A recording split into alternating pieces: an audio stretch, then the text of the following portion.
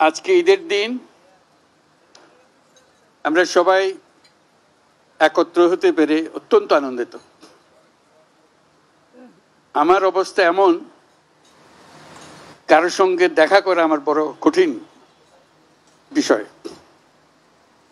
কাজে আজকে একসঙ্গে এতজনের সঙ্গে দেখা করার সৌভাগ্য পেয়ে আমি অত্যন্ত কৃতজ্ঞ। আমরা আজকে ঈদের মহা উৎসব আমরা পালন করছি।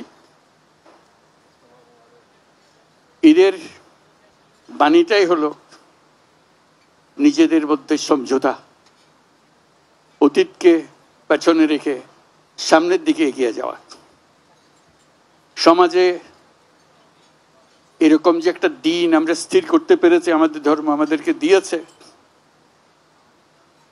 এটাই আমাদের জন্য একটা মস্ত বড় আশীর্বাদ। একটা দিন, এবং সেটা যেমন তেমন দিন না,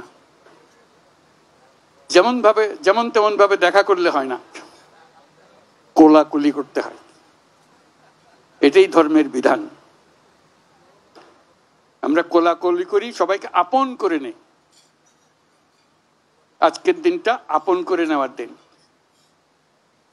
আমরা সেই বাণী আমাদের মনে ধারণ করে প্রত্যেকে যেন পরস্পরকে ধারণ করি।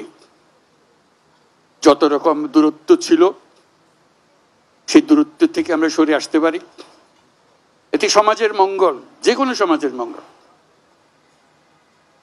সেই সমাজের মঙ্গল আমরা যেন আগ্রহ সহকারে নিজেদের মধ্যে আত্মস্থ করতে পারি।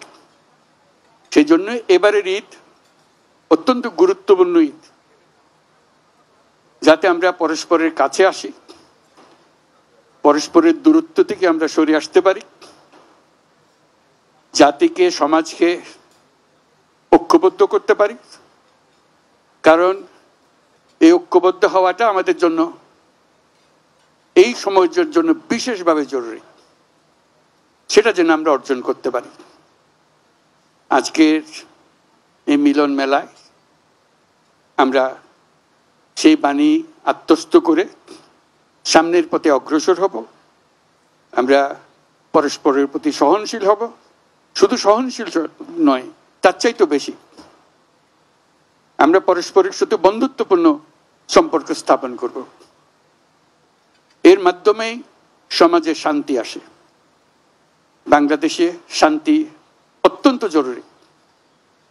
সে কথাটা যেন আমরা মনে রাখি, প্রতিদিন মনে রাখি। আজকের দিনটা আমরা প্রতিদিন স্মরণ করি। আমরা দেশে শান্তি চাই, যাতে মানুষ নিজ মনে নিজের আগ্রহে দিন চলতে পারে, কারো ভয়ে, কারো ভীত হয়ে, কোনো ভয়ে ভীত হয়ে তাকে চলতে না হয়। আমরা সবাই সবার মঙ্গল কামনা করি।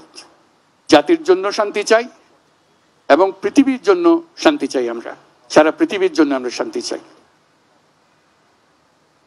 Your Excellencies, I'm just emphasizing that this is a day for unifying the nation, unifying the people, so we can overcome all our distances, all our differences, and build up unity among us. And the nation needs that unity, particularly this time that we are passing through our history. It's very important. So I hope you will help us to build this unity and move forward. Bangladesh deserves more. Bangladesh has a future